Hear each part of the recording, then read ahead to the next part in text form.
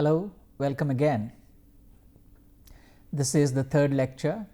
More or less, we would be continuing the discussion we have had the previous class. In the previous class, I left you with a so-called vague and a mysterious statement. If you recall, we left with a statement something like, literature helps me live 1,000 lives, or you can even replace 1,000 with 1,000,000 lives within a single life. And I asked you to engage with the statement, engage yourselves with this statement and come up with your answers. You can think of it and later you can share me. Maybe in the subsequent classes, I'm going to share a dedicated forum wherein you can upload your responses. Until then, probably what you can do is you can just jot down some of these points, and when opportunity comes, you can share it. All right. Yeah, before we discuss this particular concept, let's quickly do a recap of what we did in the previous class.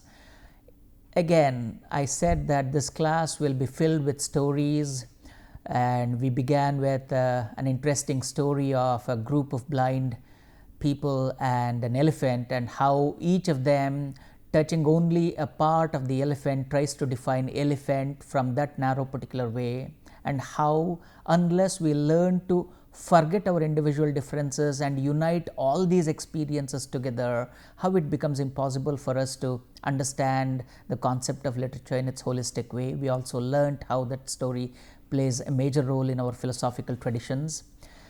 And we also had another interesting story, the Buddha and layers of consciousness, and how when we say Buddha and the enlightened one, it becomes highly reductivistic, and people do not pay much attention because the concept is quite abstract. On the other hand, if you explain the concept by narrating a short story of a person standing on 7-storied building, and how guests such as love, compassion, sympathy, how they are welcome guests and how you can let them in, and how guests such as anger, hatred, all their unwelcome guests, and how you shut the door behind. So that's the first step towards understanding that state of existence, that state of existence called enlightenment. We said that, and once we know it, we have already taken first step towards becoming the Buddha and things like that. We also understood that there are two routes to knowledge production. One is the conceptual route, the other is the perceptual route, and how perceptual route involves your sensory organs, and how literature takes resort to the perceptual mode, and how it imparts a kind of an experience, because whatever it wants to tell you, it imparts an experience, because experiential learning, as all of us know, it's an everlasting one. It lasts long, unlike a learnt one. It's because you have realized it. Experience is what lends learning a state of realization, right?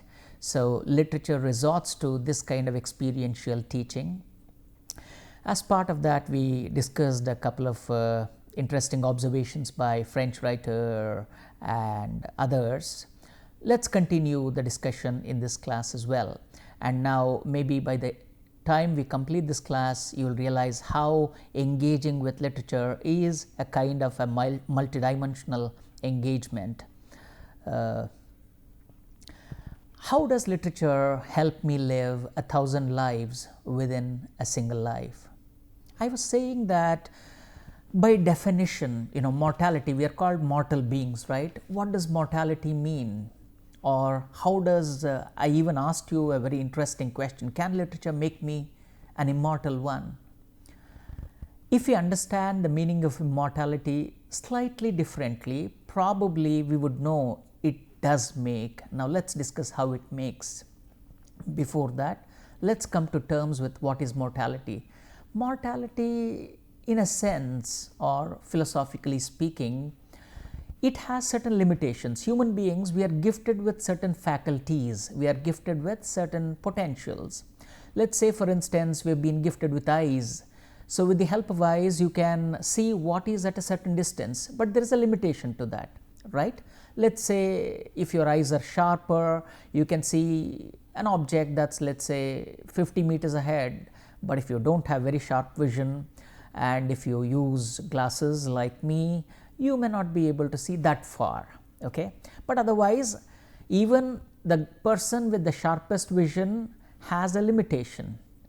Similarly, you can hear a sound that comes from a certain distance, but so your ears have the capacity to listen to sounds made at a certain distance, but not beyond that. Let's say, scientifically speaking, between certain frequencies, your ears or our ears are capable of receiving sounds made between certain frequencies. Something which is beyond or below, we will not be able to hear it at all. Similarly, we have arms, right? If we stretch it, you can hold something that is at a certain distance, but it has a limitation. So that's why we are called mortals. Our abilities, our faculties have certain limitations. Now, look at this. By being born a male, generally I am privy to the experiences of a man or a male, right?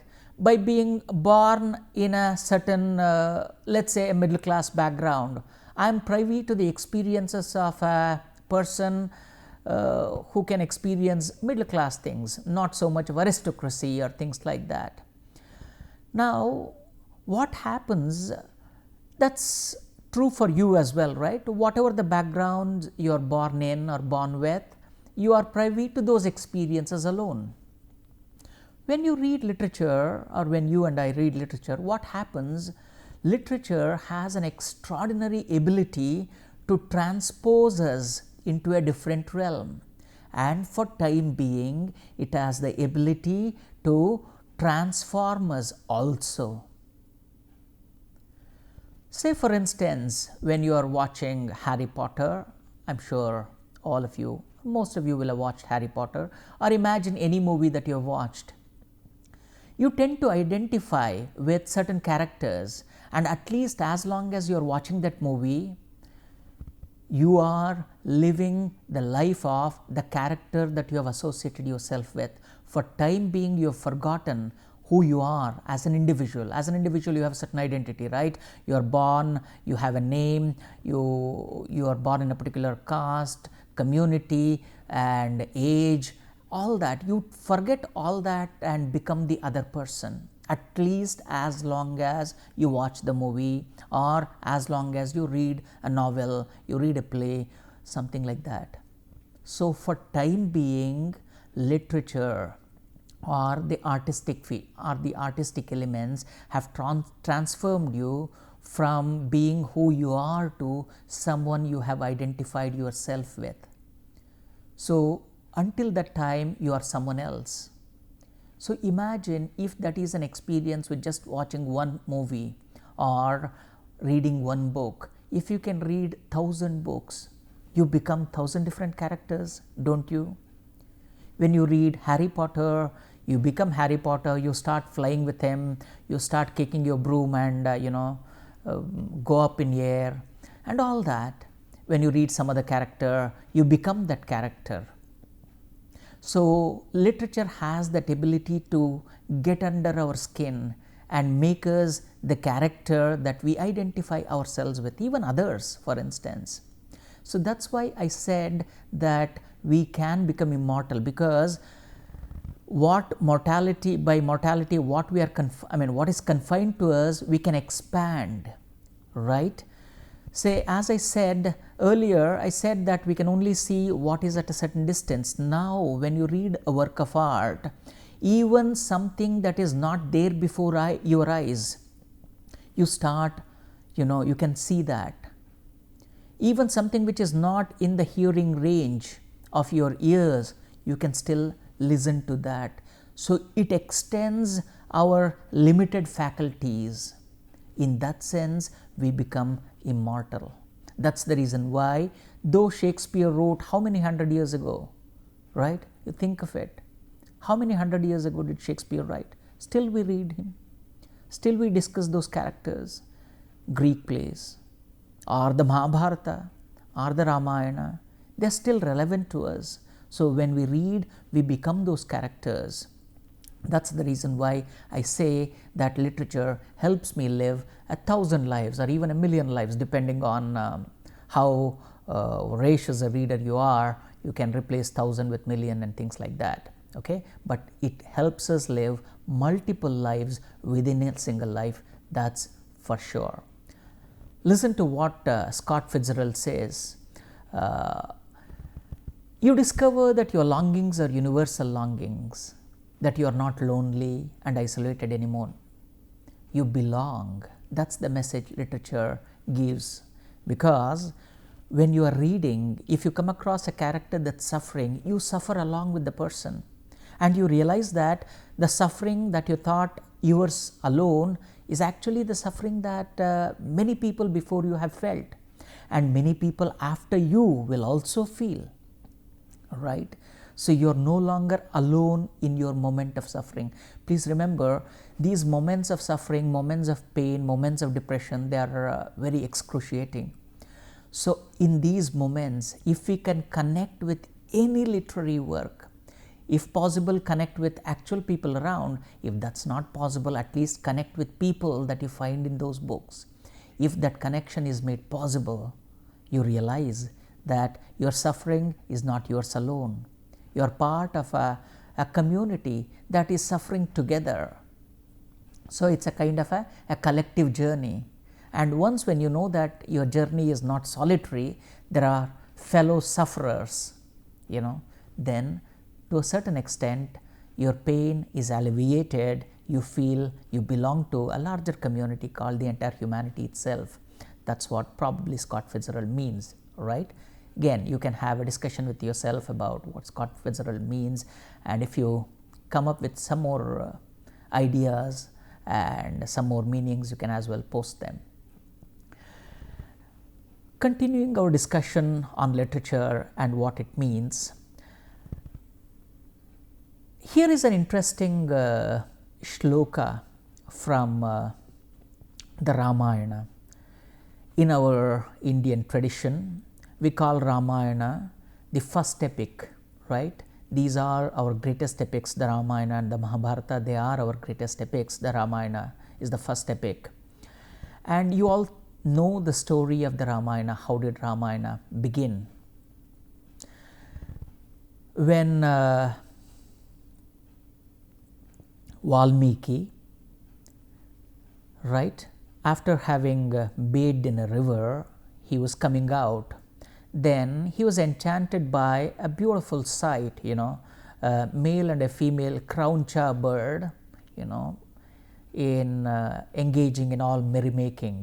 They were enjoying together, a couple birds, you can call them. Then all of a sudden, when they were busy playing with themselves and enjoying all the pleasures of life, Valmiki sees an arrow shooting a bird, and the other bird is now grief-stricken. It starts crying. Valmiki is so moved by the entire scene that he curses the hunter who shot the bird to death. And interestingly, he curses in a verse. That means he uses his curse, his curse is in the form of a poem. So his curse is in verse. And commenting on that, that's an extraordinary instance of shoka becoming shloka. And in English, we call it, the transformation of suffering into becoming a song. Suffering transforms itself into becoming a song. That's why, most of the times our literary works are, songs of our suffering. Because when we don't know how else to express, we give voice to that suffering, and that voice has the ability to cure the sufferer, at least to lessen it to a certain extent. Shokam shlokatvam. Shoka, suffering, as it ripens, it becomes shloka. Shoka As it ripens, as it matures, becomes a shloka. Suffering becomes a song. So here we get an insight into how literature is formed, the alchemy of transforming the innards, the inner experiences of our being into immortal literary pieces. And earlier I was also discussing the ability of literature to transform us. We have a very interesting concept again in our Indian philosophical traditions, especially in the context of Shankaracharya. We say Parakaya Pravesha. He had the ability to, Parakaya Pravesha simply means the ability or the faculty to enter into the body of the other. Para, the other, Kaya, Sharira, body, Pravesha, entering into someone else's body. So literature has that ability, it can put us into any body or anybody that we are reading. Again, pun is intended on anybody or anybody. It has the ability to put us into that body, make us experience the joys of that body, the pleasures of that body, the suffering of that body, all the fleeting moments of life you experience and then you come back, right? That's why a renowned, young adult fiction writer, Mallory Blackman, says that reading literature is an exercise in empathy. When you are empathetic, what do we call? We have an interesting phrase in English, right? To put yourself in someone else's shoes. What does it mean? It simply means that to empathize with the person, to understand their point of view from, from their perspective, try to understand things from their perspective, something like that. And one of the great Kannada poets, playwright, Poti Narasimhachar, he says that literature has the ability to free us from our self-centeredness. He calls it Swakendra Mukti. What does Swakendra Mukti mean? By definition, human beings, that means all of us, we are at least self-centered, if not selfish, at least self-centered, right? When we are reading literature, literature helps us shift ourselves from self-centered to the other-centered, because as long as we are reading or as long as we are watching, if it's a film or a movie, we become the other person. We have already discussed that, right? So it's an extraordinary feat. It's an extraordinary spiritual achievement, right? If you know what I'm talking, it's an extraordinary spiritual achievement. So if literature can help us achieve this Parakaya Pravesha, what more do we need than that, isn't it? It makes us forget who we are, become the other person, and after that we become ourselves again. We become ourselves again. That's why we can say that, literature entails with it a kind of a spatio-temporal journey. Well, I try to minimize the use of jargon in this course, but once in a while let me use this jargon. Jargon is a specialized word related to a particular field. Nothing wrong in knowing, making ourselves familiar with a couple of jargons at least bear with me please. Spatio-temporal, space, time, voyage. When you read a work written 300 years ago, you travel back in space, and when you read sci-fi novels set 100 years from now, you travel in future, right? So you are at this moment, you are living in this place. When you are reading a work of an African writer, you transpose yourself from Indian subcontinent to the African continent. Or when you are reading a Japanese work, you travel there. When you are reading a Latin American work, you travel there. Look how many journeys it entails, right? It is said in the case of digital revolution, it is said that the click of a mouse changes geography into history. It's a very well-known statement, the digital revolution. In the case of digital revolution, it says that, at the click of a mouse, you turn geography into history. What do we mean by that? Again, a very interesting thing. I want you to think about all these things.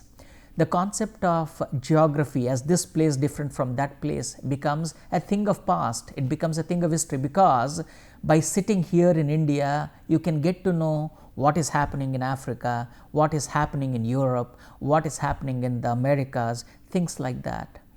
Similarly, when you read a work of art written in those, written by people belonging to different regions, because literature is, region specific to a certain extent. It is rooted in the local but appeals to the universal.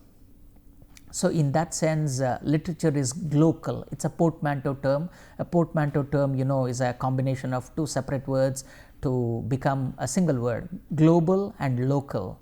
So literature is glocal while being rooted in the local in its appeal and spirit. It is universal. So you get to travel places while sitting in your room in India. You get to visit all those different places, right? That's why it entails with you a spatio-temporal voyage. All right. Now,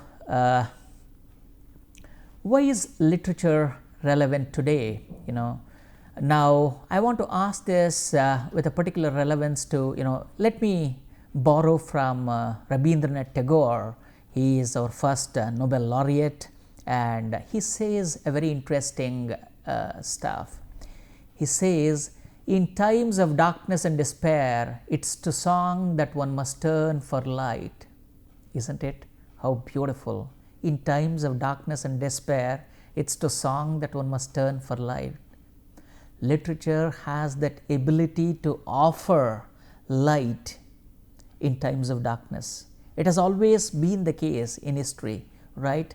If a civilization is down, here comes a work that can uplift the entire civilization. That's the capacity to inspire. That's why such works become cult classics. They become sometimes even epics, because they have the ability to inspire an entire generation. Why an entire generation? An entire community, even after many generations. If you read the Ramayana, if you read the Mahabharata, if you even read the Bhagavad Gita, though they were written, thousands of years ago, at least a couple of thousands of years ago, even to this day when you read, they have the ability to uplift us. They can inspire us, right? So always songs have accompanied us and have provided light. They have acted as a beacon of light. This is Tagore for us. And when people ask why should we read literature at all, because remember, we live in a utilitarian world where everything has to have a purpose, a practical purpose. So people keep asking, what is the purpose of literature? Because behind these questions is a kind of an apparent comparison. A doctor has an obvious purpose. He or she cures people. An engineer, if it's a civil engineer, he or she constructs a building. If it's other engineer, they do some particular work. What does a writer do, or what does a reader do? What is the purpose at all? So here is a beautiful quote from a remarkable movie called Dead Poets Society. We don't read and write poetry because it's cute. We read and write poetry because we are members of human race. Remember, earlier we said that literature is a significant expression of humanity. We belong to human race, and therefore we read it to know about fellow beings. And the human race is filled with passion. And medicine, law, business, engineering, all these are noble pursuits, no doubt. They're necessary to sustain our life because they earn our bread. But literature, poetry, music, love, beauty, romance, these are what we stay alive for, isn't it? Because they add zinc to life, they add beauty to life, they add the necessary things to make our life worth living. This is what we stay alive for. What more use do we need than that? Think of these things, and then of course we forget that literature does not have any purpose, because it adds that great ingredient to life. What is that ingredient? It makes our life worth living. What is more important than that, right? And if you're still not convinced, let me take you on to a couple of benefits, right? These are for somebody who is still not convinced that literature does not really help us in any way. When you read the best of fiction, the best of drama, the best of poetry, it enhances our reading, thinking, writing, and discussing abilities, isn't it? Reading also fosters our analytical and cognitive abilities, but it does not, announce, literature does not announce, you read me, I'm going to do all these things for you. It does it very silently. In that sense, it's a silent achiever. When you do it automatically, you see, maybe you continuously read for about a year, read randomly, read widely, read wildly, then see after a year, automatically your reasoning capacity is increased, your analytical skills are almost doubled. And the way you construct sentences, the way you think, it's almost expanded. You will experience all these things. Literature also instills a sense of awe in us, a sense of wonder in us, something that happens when you look at nature. In fact, you've heard of this song, right? What is this life full of care? There's no time to stand and stare.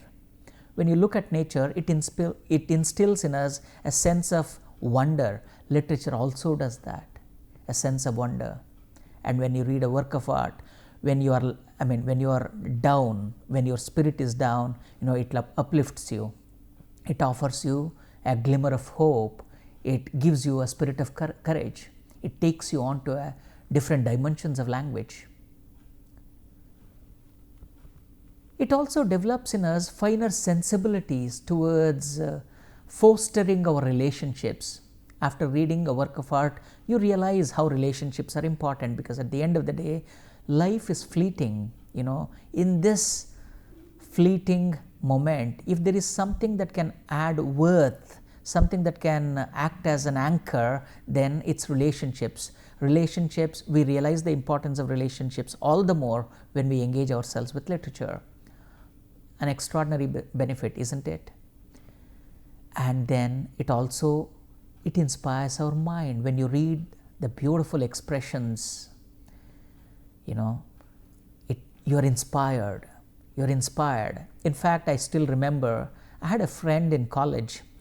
He always had, a frame. He had made there's a lovely poem by Rudyard Kipling called If. You can please search, you can ask your Google will get that poem for you. If you read it, you realize at once how inspiring the poem can be. Or even if you read Maya Angelou's poems, or anybody's poems for that matter, you realize how it lends support, how it acts as an anchor to your life. So these are some so-called external benefits to us.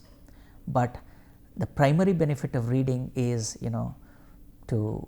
that's the primary benefit of literature as well. The primary benefit of literature is to engage your life in a meaningful way, all the while enjoying it. You enjoy it, and also in the process get engaged with it. What better use of literature? What better, what more relevance do you need than that, right? Keep thinking on these things. In the next class, let's continue the discussion. Thank you.